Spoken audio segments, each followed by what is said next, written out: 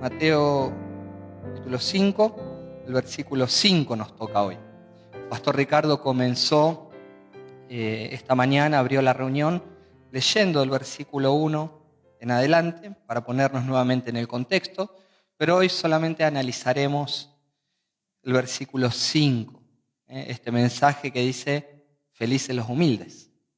Así que dice la Escritura, Mateo 5:5, bienaventurados los humildes, pues ellos heredarán la tierra. La versión Reina Valera dice, bienaventurados los mansos, porque ellos heredarán la tierra. Bueno, mansos, humildes, son términos intercambiables de todas maneras. Exactamente lo mismo. En el texto griego se puede traducir tanto como humilde como por manso. Y hoy vamos a estar viendo un poco esa conexión. Así que los invito a que puedan orar conmigo, que el Señor nos dé gracia, sabiduría, luz, lo que vamos a compartir, que habla en nuestro corazón y sobre todo podamos aplicar lo que el Señor quiera decirnos en esta mañana. Oramos juntos. Amado Dios, te damos gracias por esta maravillosa mañana que tú nos regalas, fría, por cierto, pero preparada por ti. Gracias, Señor, por la hermosa oportunidad de estar juntos, de reunirnos, de haber tenido un tiempo para orar, para cantarte, para adorarte a ti. Y ahora, Señor, pedimos que por medio de la exposición de tu palabra tú le hables a nuestro corazón, que tu Santo Espíritu nos dé entendimiento, que tú nos muestres, Señor, lo que tenemos que cambiar, que nos ayudes a crecer en humildad, porque verdaderamente lo necesitamos. Así que rogamos, Señor, del auxilio de tu Santo Espíritu, Señor. Obra en nosotros y ayúdanos para que lo que vamos a escuchar pueda en nosotros producir fruto. A ti sea la gloria, Señor, en el nombre de Jesús. Amén. Bien, como decíamos, mis amados hermanos, bienaventurados los humildes. Si nosotros nos pusiéramos a contemplar, o cualquier persona contemplara la vida de los grandes conquistadores de la historia, llámese Nabucodonosor, Ciro, Julio César, Napoleón, Hitler, el que usted quiera, ponga el que usted quiera. Algunas personas seguramente encontrarán algunas virtudes en estos hombres conquistadores, pero seguro que no van a encontrar entre ellos humildad y mansedumbre. Seguro que esto no era una virtud entre ellos. Cuenta la historia que Alejandro Magno, Alejandro el Grande, al terminar su campaña militar en Asia, dicen que se largó a llorar desconsoladamente, porque no quedaba otro lugar en el mundo conocido, según él, para conquistar. Su corazón estaba lleno de arrogancia, de orgullo y quería seguir conquistando, y aún todo lo conquistado no le alcanzaba. Entonces dice que lloró desconsoladamente. Bien, la falta de humildad es una de las grandes guerras que libran nuestros corazones desde el momento de la caída. Vivimos lidiando dentro de nuestro corazón con la falta de humildad. Lamentablemente nuestros corazones están infectados desde la caída con el germen del orgullo. Nuestro corazón lleva enquistado naturalmente el orgullo por causa del pecado. Pero nos encontramos en Mateo 5:5, donde el Rey de Reyes, donde el verdadero conquistador del imperio de la muerte, de Satanás y de todo lo conocido, nuestro Señor Jesucristo afirma con sus propios labios, bienaventurados los humildes, porque ellos heredarán la tierra. El reino de Jesucristo es un reino invertido, ¿no? Mientras Alejandro no sabía qué más conquistar, Jesús dice, de los humildes es la tierra. El mundo piensa que la tierra le pertenece a los poderosos, a los ricos, a los hombres que son fuertes y prepotentes, son aquellos que se constituyen verdaderamente en terratenientes. Esta es la manera de pensar que tiene el mundo. El hombre sin Cristo razona en función de fortaleza, razona en función de poder, de capacidades, de seguridad de sí mismo, tiene un concepto de la conquista de agresividad. Y así es como el mundo entiende lo que es conquistar y poseer. Esta es la manera de pensar del mundo. La humildad es cosa de débiles. Esta es la lectura que tiene el mundo. Pero sorprendentemente, Jesús dice todo lo contrario. Dice que la tierra será para los humildes, que la tierra será para los mansos. Y hermanos, recordemos la primera prédica cuando invertimos un montón de tiempo en la introducción. ¿Se acuerdan que invertimos tiempo en la introducción, en el contexto histórico? Entonces, hagamos memoria, recordemos en qué contexto fue que Jesús está dando el Sermón del Monte. Porque el pueblo judío tenía una determinada expectativa acerca del reino. Y la visión que tenía el pueblo judío era una visión materialista, una visión militarizada de lo que era el reino. El Mesías era alguien que vendría para liberarlos a ellos de la esclavitud romana y para cumplir dentro del pueblo judío todas las bendiciones terrenales. Y el Señor en su primera venida descartó esto de plano. Ellos esperaban esto: bendiciones en la tierra, un gobierno fuerte, un pueblo fuerte, pero Jesús descartó en su primera venida esto de plano. Y el problema, mis hermanos, en la actualidad, trayéndolo a nosotros mismos, el problema con esta bienaventuranza es que muchas veces también contrasta con la manera de pensar que muchos cristianos tienen. Muchas personas se identifican con el cristianismo, pero su manera de pensar no es coincidente con las Escrituras. Ellos confían demasiado en sí mismos, confían demasiado en sus capacidades, en sus virtudes, confían demasiado en la seguridad económica o en la profesión que puedan tener, en los bienes que puedan amontonar, en los talentos personales. Muchas veces los cristianos necesitan sentirse fuertes y conquistadores para ser reconocidos, para tener un sentido de valor. Y tristemente, repito, tristemente, para peor, algunas iglesias, ya sea por ignorancia o sencillamente porque son falsas iglesias, estimulan con un evangelio adulterado, con un evangelio antropocéntrico, estimulan esta manera de pensar. Y lo único que logran es contaminar el corazón de sus miembros con esta idea de que tienen que prosperar, tienen que tener, tienen que conquistar, tienen que ser, si es que verdaderamente son buenos cristianos. Porque si no conquistan, si no tienen, si no alcanzan, algo está mal en tu vida. Bueno, sea por ignorancia, o sea porque es una falsa iglesia, eso no tiene nada que ver con el Evangelio. Ese no es el mensaje del Evangelio. Y lo grave de este tipo de pensamiento y de este tipo de prédicas es que degenera, desvirtúa, distorsiona lo que es verdaderamente el Evangelio y lo que debe ser y cómo debe vivir un verdadero cristiano. Nada tiene que ver esto con el Evangelio. Lejos de esta manera de pensar, Jesús enseña las bienaventuranzas en una forma ahora, yo diría, en una conexión lógica y de una manera progresiva para que veamos cómo se aplica esto a la vida de los creyentes. Si notamos, versículo 3, Jesús comenzó diciendo: bienaventurados los pobres en espíritu, pues de ellos es el reino de los cielos. Es decir, los pobres en espíritu, ya hemos predicado, hemos enseñado, que son aquellos que verdaderamente reconocen su condición. Aquellos que estaban sin Cristo y reconocieron su pecado, su incapacidad para salvarse a sí mismos. Los pobres en espíritu son aquellos mendigos que se dan cuenta que están en bancarrota espiritual y que no pueden hacer nada para salvarse, que dependen exclusivamente de la gracia y de la misericordia de Dios que los salve. Es entonces recién ahí cuando los pobres en espíritu se dan cuenta de su realidad, se dan cuenta de cuál es su condición espiritual y por lo tanto viene el versículo 4, donde como ellos se dan cuenta de su condición, en forma progresiva ahora tienen motivos para llorar, porque se dan cuenta verdaderamente quiénes son. Y aún salvados por el Señor, ellos no pierden de vista que todos los días necesitan a Cristo y que todos los días tenemos motivo para llorar por nuestro pecado y sentirnos mal y arrepentirnos y venir a los pies de Cristo todos los días. Y en los pies de Cristo todos los días hallamos gracia y perdón.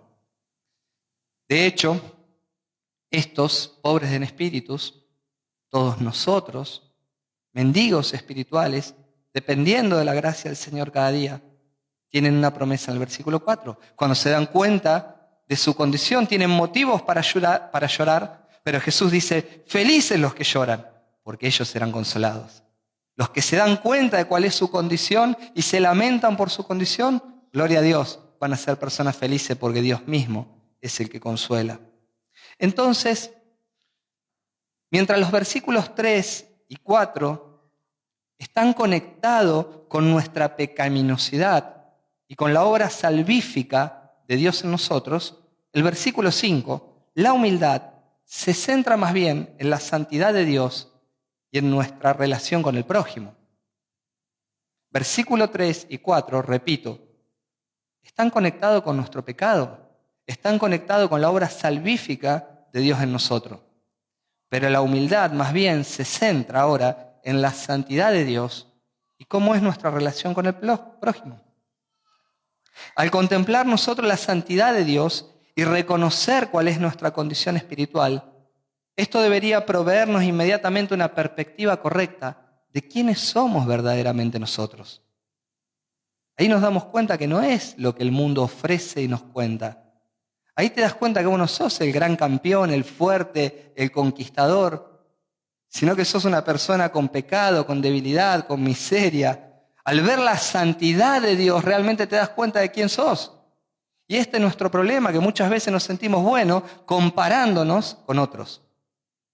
Pero si nos comparamos con Dios, te vas a dar cuenta realmente quién sos vos, quién soy yo. Y esto debe darnos una perspectiva ahora correcta de quién somos realmente. Y esto debe empezar a generar en nosotros humildad. Al pensar nosotros lo que nuestros actos merecían, porque todos nuestros actos merecían la condenación.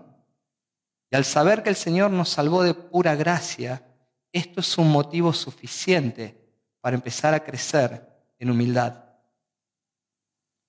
Nosotros, mis hermanos, por nosotros mismos no tenemos nada para jactarnos, nada para ser arrogantes, nada para ser orgullosos. Realmente no merecíamos nada de parte de Dios. Por el contrario, si estamos de pie, es pura gracia. Es pura gracia y misericordia del Señor, no porque lo merecíamos. Entonces nosotros deberíamos andar por esta tierra agradecidos, buscando al Señor que nos ayude a crecer en humildad y en mansedumbre. Palabras que van conectadas, que son intercambiables. Deberíamos buscar al Señor para crecer en esto.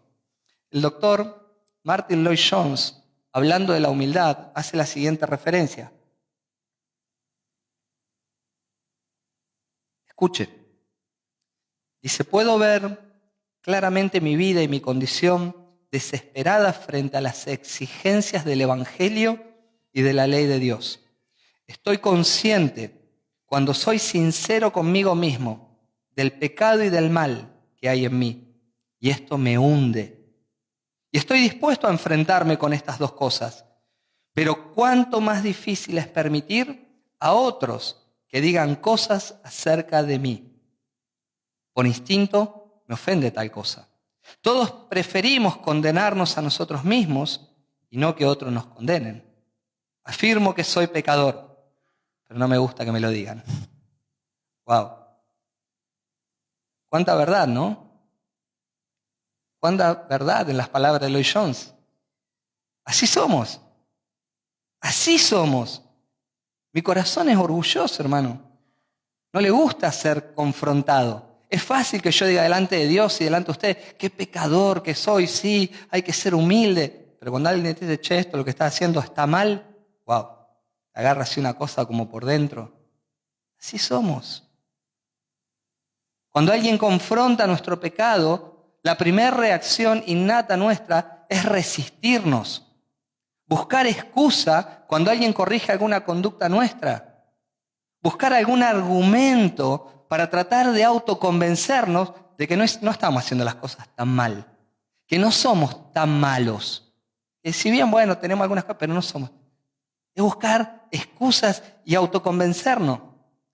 Pero de nuevo, la pobreza de espíritu está conectada con la humildad, está conectada con la mansedumbre.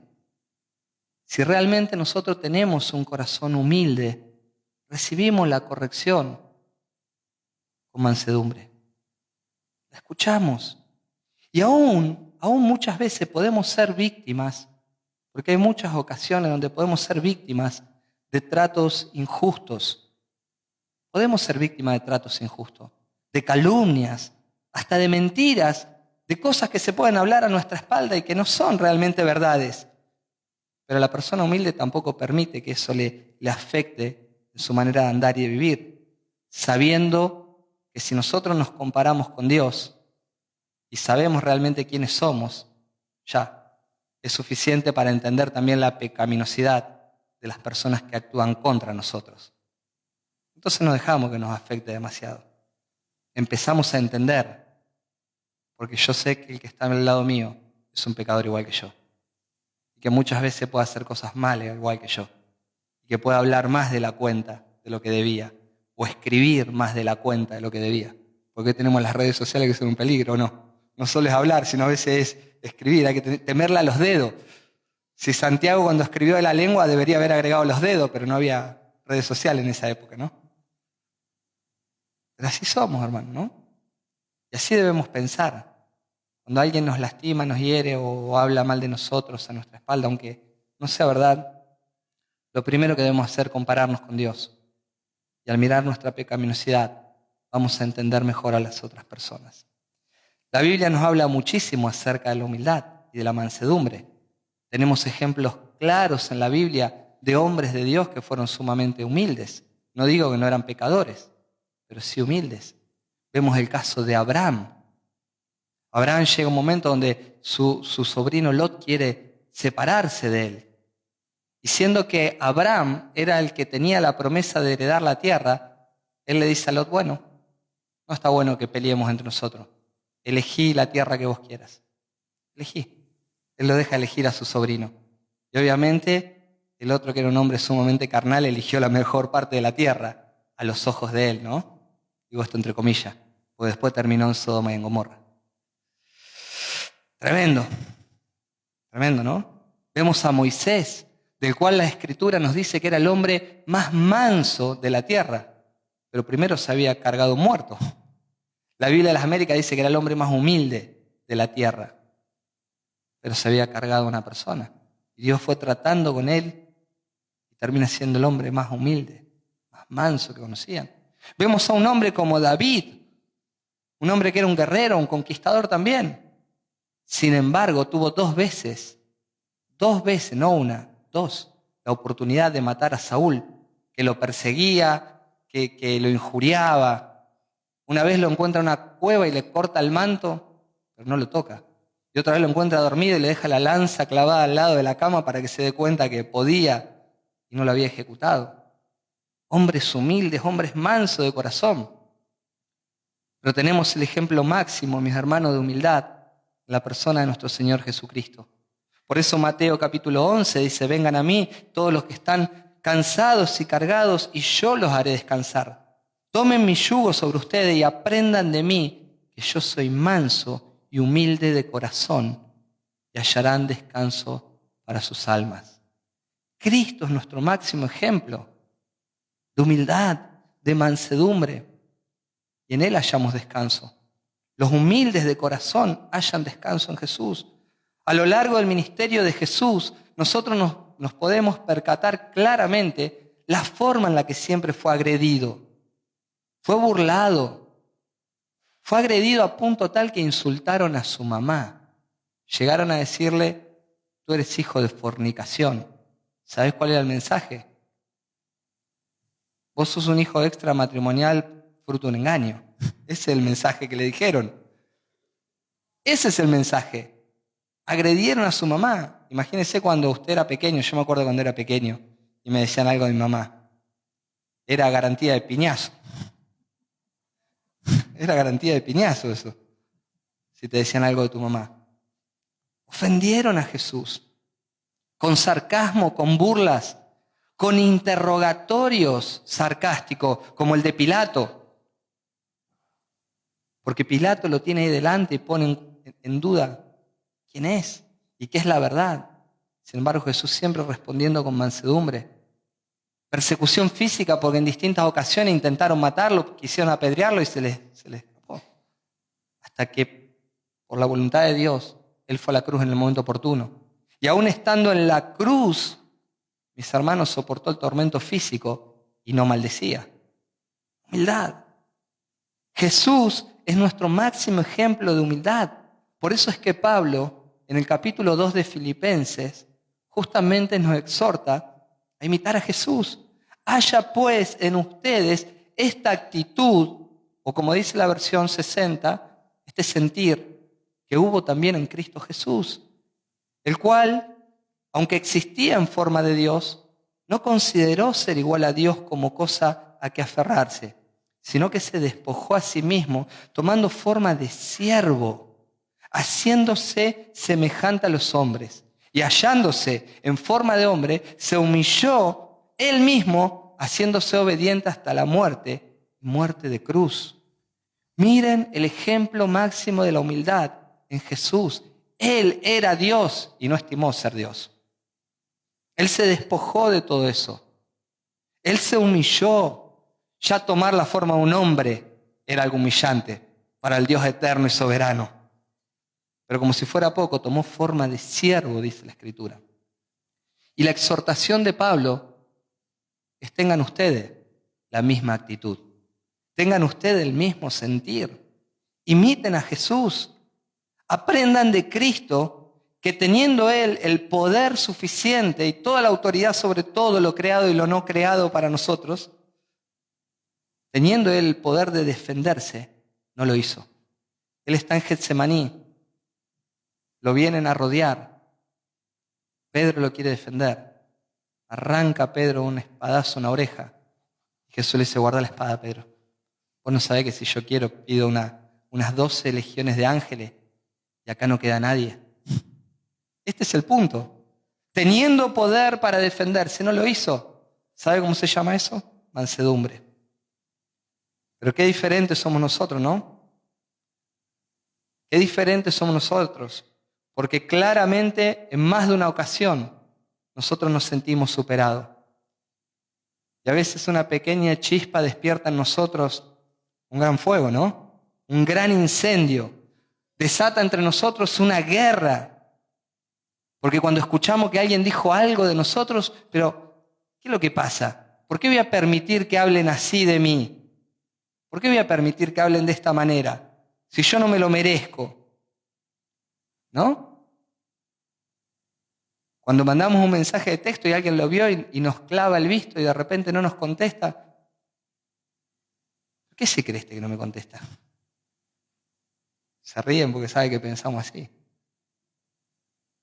Así somos. Nuestro orgullo está batallando dentro de nuestro corazón. Tenemos conceptos muy altos de nosotros mismos. Y la pregunta es, ¿pero por qué? ¿Por qué no puedo actuar con humildad?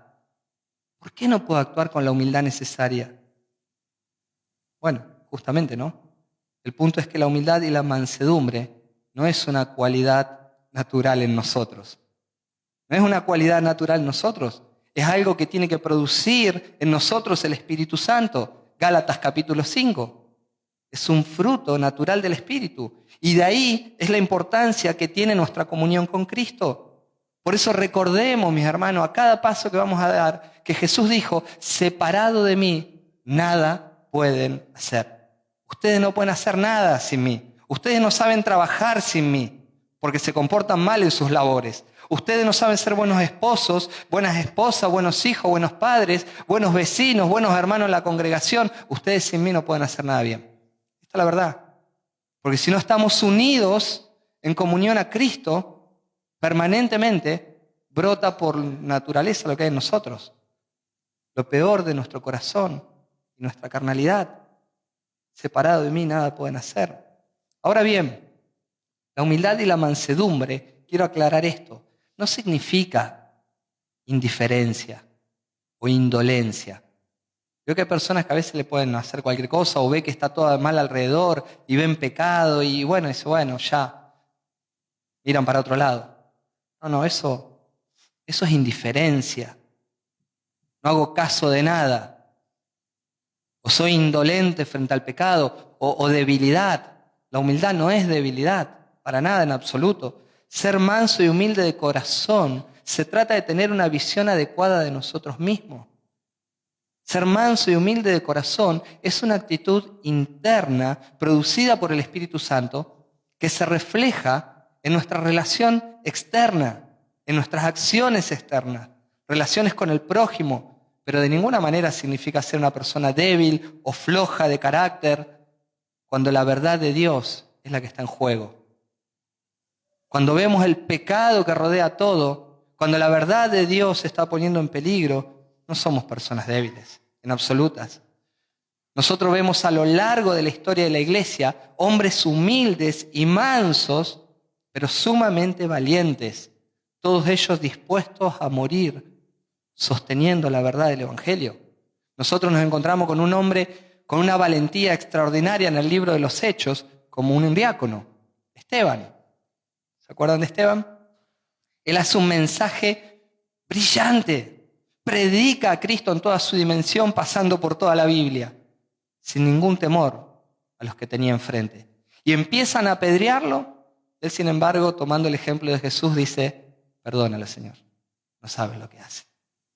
Eso es humildad. Vemos humildad en los apóstoles, y todos ellos murieron por Cristo, salvo Juan, que murió de viejito. Vemos valentía en los padres de la iglesia en los primeros siglos, valentía en los reformadores que murieron por la causa de Cristo en tiempo de la Inquisición.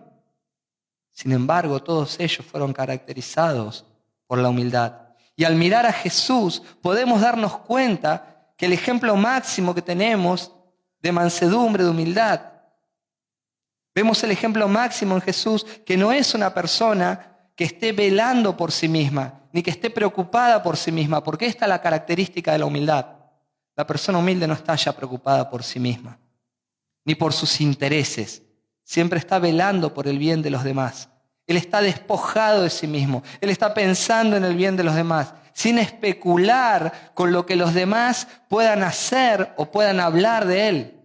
Y vemos esto en el ejemplo de la cruz. ¿Quiere un ejemplo más grande que es? Él está pendiendo de la cruz, está agonizando en la cruz. Sin embargo, mira a Juan y le dice: Juan, y ahí tu madre. Mira a María y le dice: María, y ahí tu hijo. Y todo un contexto de personas alrededor burlándose de él, y él dice: perdona a los padres, no saben lo que hacen. La persona humilde no piensa en sí mismo, no está permanentemente especulando con eso. Él está pensando en el bien de los demás. Citando de nuevo a Martin Lloyd-Jones, escuche lo que dice respecto a esto. Ser verdaderamente manso significa que uno ya no se protege, porque ve que no hay nada que valga la pena proteger. Por esto, ya no se está a la defensiva. Esto se acabó. El verdaderamente manso nunca se compadece de sí mismo. Nunca habla de sí mismo para decir: te está yendo mal. Qué poco amable que son en entenderte. Nunca piensa: con lo mucho que valgo, solo si me dieran la oportunidad. Y cierra su frase diciendo, con signo de exclamación: autocompasión. ¿Cuántas horas y años malgastamos en ello? Nuestro problema, mi hermano, es que somos demasiados orgullosos. Somos demasiados orgullosos. Y entendemos consciente o inconscientemente que nosotros somos el centro del universo. Que nosotros somos, para ser más criollo, el ombligo del mundo. Eso es lo que creemos nosotros mismos. Entonces, somos personas que estamos llenas de demandas. Llenas de demandas. El otro día leí una frase, no me acuerdo dónde o quién la publicó, pero muy interesante. Que la persona inmadura es fácil en ofenderse. Escuche, la persona inmadura es fácil en ofenderse, pero muy difícil de satisfacer. Nada de lo que le hagan le alcanza, él siempre está inconforme. Si no me llaman, si no me saludan, si no me visitan, si no son ovejas. Porque veo que las ovejas hacen me, pero ellos hacen que me bendigan, que me ayuden, que me sirvan, que me visiten, que me llamen. Todo para ellos. Eso es egoísmo, arrogancia, orgullo. Las personas humildes no piensan eso. Las personas humildes, como dice Martin Lloyd-Jones en pocas palabras, están desprendidas de este sentimiento, porque ellos saben que no merecen nada, que todo lo que tienen, lo tienen por gracia. Entonces tienen una visión correcta de ellos mismos. Las personas humildes tienen un corazón enseñable. Escuche esto. Las personas humildes tienen un corazón enseñable. Y escuche bien, repito de nuevo, un corazón enseñable. No estoy hablando de adquirir información. Eso es muy distinto. Cualquier persona se pone a estudiar sobre cualquier tema y puede aprender un montón y manejar información teológica. El punto es tener un corazón enseñable. Que lo que te están enseñando, lo que te están corrigiendo, la teología que te están dando, impacte tu corazón para cambiarlo. Porque si tu corazón no está siendo cambiado, cuidado, no te confundas. Tal vez vos no seas del Señor. Podés manejar mucha información, pero si no hay fruto natural en tu vida, cuidado con esto. Las personas humildes son enseñables, siempre están dispuestas a escuchar, siempre están dispuestas a analizar lo que le dicen, siempre están dispuestas a ser corregidas, siempre están dispuestas a crecer, siempre están dispuestas a servir y no siempre esperar ser servidos. Ojo con esto. Una de las grandes equivocaciones que tenemos cuando llegamos a una iglesia, todos me tienen que servir. No, hermano. Todos nosotros tenemos dones. Nuestros dones tienen que ser puestos al servicio del Señor para edificar mutuamente a la iglesia. Y en ese deseo de servirlo al Señor es que damos y recibimos. Pero el orgullo muchas veces hace que solamente querramos recibir. Interesante, ¿no? El Señor nos ayude a ser personas humildes. Batallar contra todo esto. Ahora bien, el resultado inicial de ser una persona humilde cuando ya estamos en Cristo, porque ya encontramos nuestra posición en Cristo, porque fuimos salvados por Cristo, naturalmente es una bienaventuranza, una felicidad. Ser persona humilde para el Señor es felicidad. Pero hay algo más profundo todavía, hay un resultado más profundo que Jesús nos explica. Que aparte de ser felices, las personas humildes tienen un premio más glorioso. Que aquellas personas humildes que están en Cristo, dice la Escritura, mira el versículo, heredarán la tierra. Hay una promesa gloriosa. El tiempo verbal nos muestra que la referencia es hacia el futuro. La referencia es hacia el futuro. Note que dice heredarán la tierra, tiempo futuro. Recordemos, mis hermanos, que nosotros en el huerto del Edén sabemos muy bien que todo lo que Dios le había entregado a Adán en representación del hombre para que domine sobre la tierra, en el huerto del Edén, en Génesis 3, todo fracasó. El pecado entró al mundo y Adán perdió el bastón de mando pasándolo en manos de Satanás. Pero todo lo que se perdió en el huerto del Edén, Cristo lo recuperó en la cruz. Y esto es maravilloso. Todo lo que se perdió en el huerto, Cristo lo recuperó en la cruz. Por eso veo que hay personas que dicen, no, cuando llegan a la iglesia las estimulan con esto, el Señor te va a devolver todo lo que Satanás te robó. ¿Qué? Esas son locas pasiones, diría un amigo. ¿Qué? Ya Cristo recuperó todo lo que tenía que recuperar en la cruz. Ya lo recuperó para nosotros. Y llegará un día donde los súbditos humildes del reino de Dios entrarán con el único Dios, con el único verdadero y gran Rey, a la heredad prometida. Cuando Jesús dice, heredarán la tierra, lo más probable es que él tenga en mente el Salmo 37. El Salmo 37, verso 11, dice, pero los humildes poseerán la tierra y se deleitarán en abundante prosperidad. Porque los que son bendecidos por el Señor poseerán la tierra, pero los maldecidos por Él serán exterminados. Jesús les recuerda esto a sus oyentes, porque de alguna manera Israel nunca logró ocupar la tierra en forma total y permanente.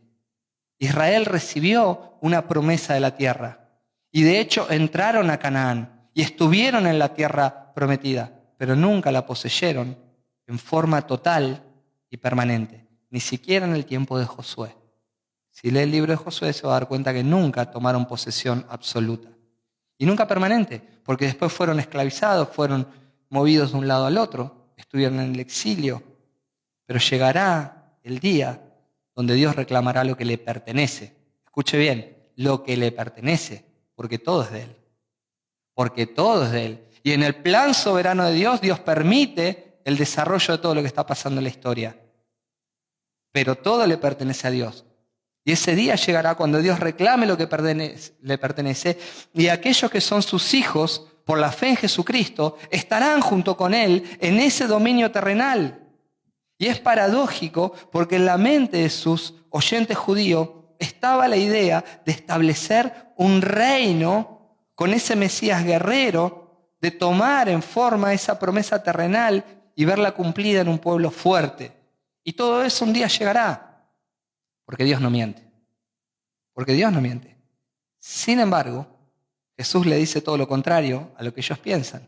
La tierra la van a heredar hombres y mujeres que por la fe en Jesucristo se convirtieron en sus hijos, que son humildes, lo suficientemente humildes para no confiar en sí mismos, sino para confiar en Jesús. Estos son los que van a heredar. Romanos capítulo 8, verso 17, el apóstol Pablo dice que si somos hijos de Dios, somos también herederos de Dios y coherederos con Cristo, si en verdad padecemos con Él, a fin de que también seamos glorificados con Él. Pero el mismo Pablo también le dice a Timoteo, en 2 de Timoteo capítulo 2, versículo 11, palabra fiel es esta, que si morimos con Él, también viviremos con Él, y si perseveramos, también reinaremos con Él. Si lo negamos, Él también nos negará. El hombre humilde ha muerto con Cristo y ha resucitado con Cristo. El hombre humilde va a sufrir si es necesario por Cristo. Pero esto solamente lo entienden quienes murieron con Cristo, quienes pasaron por la experiencia ahora del nuevo nacimiento. Son aquellas personas que pueden llegar a ser humildes y que pueden aceptar y enfrentar el sufrimiento también con gozo, por la esperanza que está delante de ellos. Porque un día estaremos en la heredad prometida. Un día, como dice Pablo a Timoteo, reinaremos con Cristo. Qué preciosa esperanza, mis hermanos. Qué preciosa esperanza. Un día reinaremos con Cristo. Pero desde el día que nosotros fuimos ya salvados por el Señor, ya comenzamos a disfrutar de todas las bendiciones espirituales que tenemos en Cristo. Espirituales y también terrenales. Porque también Dios aquí nos provee, nos bendice, pero sobre todo terrenales porque vaya que si cuando llegó Cristo a nuestras vidas cambió nuestra mirada. Desde el día que Cristo llegó a nuestras vidas para redimirnos, nuestra mirada fue cambiada radicalmente. Vemos la creación de otra manera. Vemos los paisajes de otra manera. Miramos la perfección en los animales de otra manera, la grandeza de los mares, los ríos, las alturas y los colores diversos de las montañas, la variedad de flores. Todo lo que nosotros vemos ahora lo vemos a través de Cristo, de nuestro gran Dios. Estamos impactados por las maravillas y la grandeza de nuestro Creador y de nuestro gran Dios. Porque antes andábamos por el mundo y bueno, todo era velocidad. Pero ahora todo lo que miramos nos impacta, porque detrás de la grandeza de todo lo que vemos, vemos algo más grande, algo más precioso, algo más bonito, que es la mano de nuestro gran Dios. ¿O no le pasa? ¿No le pasa que cuando usted se encuentra frente a una montaña y dice, wow? Yo me acuerdo el día que llegamos por primera vez a las cataratas de Iguazú. Íbamos caminando así entre el follaje, entre lo verde, y sentía el ruido de cómo caían las aguas. Y de repente cuando salimos y nos encontramos con las cataratas cayendo el agua ahí y sentíamos el estruendo, lo primero que vino a mi corazón fue lo que dijo Isaías. Y la voz de Dios era como el estruendo de muchas aguas.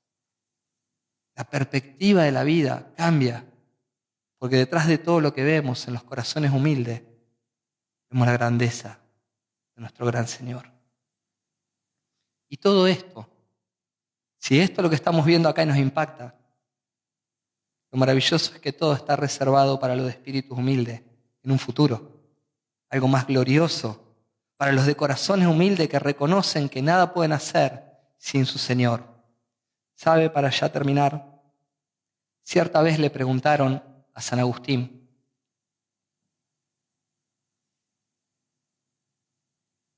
¿cuál era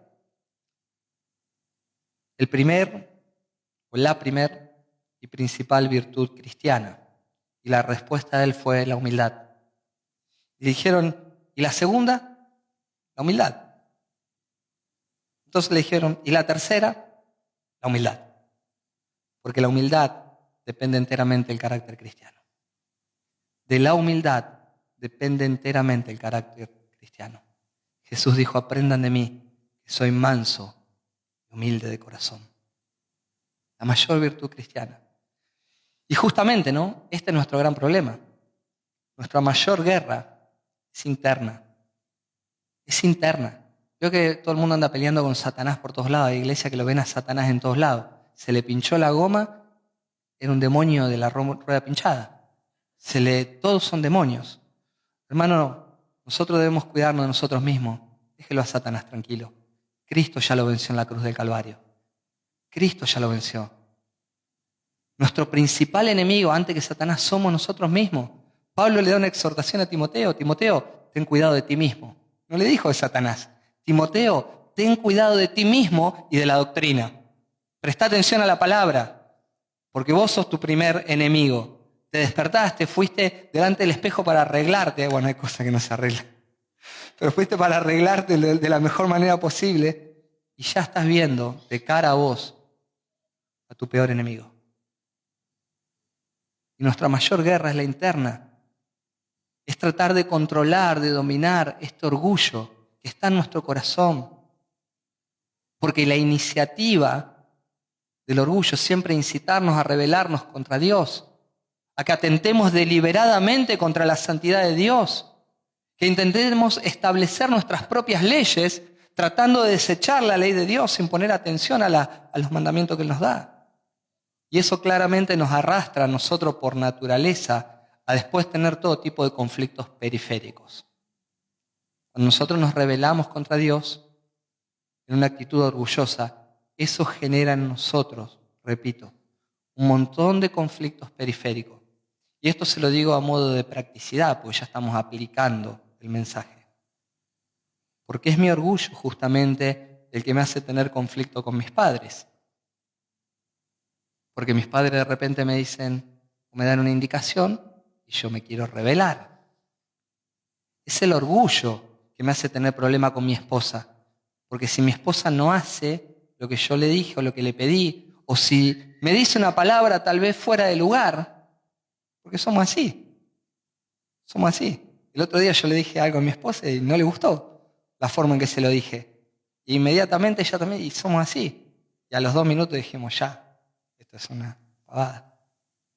Ella me dice, perdóname por lo que te dije, y yo también, ya está. ¿Somos así? ¿O cree que no? Así es nuestro corazón. Y genera problemas en el matrimonio, con el padre, con el hijo, con el vecino, con el compañero de trabajo. Porque cualquiera que no está haciendo algo que esté conforme a lo que yo creo es un desafío a mi autoridad. Esa es la manera de pensar que tenemos, aunque a veces no lo analizamos así. Pero por eso tenemos roces y conflictos, porque nuestro orgullo está batallando dentro de nuestro corazón. Nos cuesta ser personas humildes. Y por supuesto que los conflictos después traen sus consecuencias, ¿no? Porque si no somos personas humildes en arreglarnos, rápidamente después van a venir las consecuencias. La bronca aumenta, los resentimientos, los vueltos, la manera de tratarnos, todo cambia. Pero la única manera que tenemos de masacrarlo a nuestro orgullo, mis amados hermanos, y ponga atención a esto, la única manera de masacrar nuestro orgullo es mirar hacia Jesús. La única manera de mortificar el pecado, el orgullo, es mirar hacia Jesús. Cada día que nos levantamos, recordarnos el Evangelio. porque el Evangelio es quien nos muestra verdaderamente quiénes somos, la necesidad que nosotros tenemos de Jesús para poder crecer en humildad. No te la creas, hermano, no te la creas, porque somos así. Nuestro corazón está en una guerra constante. No sos el mejor, ni el más inteligente, estás parado de pura gracia. Entonces, en tus vínculos con los demás, recordate siempre el Evangelio. Necesitamos el Evangelio de Jesús para crecer en humildad, para cada día ser santificados. La única manera en que nosotros, y termino con esto, podamos obedecer las leyes del reino es estando unidos en comunión a Jesús. Y digo en comunión porque nosotros estamos unidos a Jesús en la obra de la salvación, pero muchas veces lo que descuidamos es nuestra comunión. Y por lo tanto, mis amados, en ese descuido de no predicarnos el Evangelio a nosotros mismos cada día, sale lo peor de nosotros. Sale la exaltación del yo. Entonces ahí nos cuesta entender a los demás, comprender, ser tolerantes, ser humildes, ser perdonadores, ser olvidadizo de la falla de los demás. Nos cuesta eso. La única manera de masacrar el pecado, unidos a Jesús en comunión, todos los días, predicándonos el Evangelio a nosotros mismos. ¿Amén? Oramos al Señor.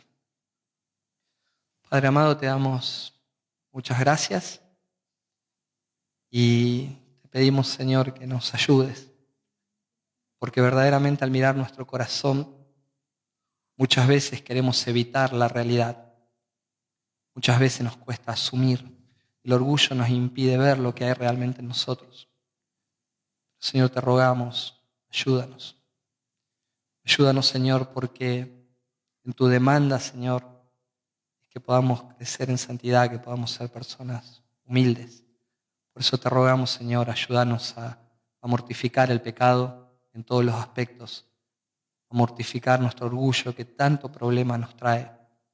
Nuestro orgullo es una de las razones máximas en todos los pecados que cometemos. Por causa de nuestro orgullo, Señor, caemos en diversos pecados. Pero ayúdanos a matar ese orgullo, a mortificarlo, a debilitarlo, que cada día por la obra de tu palabra, por la obra del Evangelio, por tu palabra, Señor, aplicada por medio de tu Espíritu Santo, podamos ser personas humildes, que seamos enseñables de corazón, que podamos verdaderamente, Señor, andar en el Espíritu, que demos ese fruto de humildad, que es producto, Señor, del vínculo contigo a través del Espíritu, Señor. Ayúdanos porque reconocemos que solo no podemos. Y gracias, Señor, porque tenemos una promesa maravillosa por delante, que los humildes heredarán la tierra. Un día tú vendrás, un día establecerás tu reino, un día también habrá cielos y tierra nueva, de lo cual todos nosotros seremos partícipes y reinaremos contigo, Señor. Gracias, porque no merecíamos nada de todo eso. Y ayúdanos a tener de nosotros mismos una imagen correcta para tener un carácter como el tuyo, Señor. En tu nombre lo pedimos, Jesús.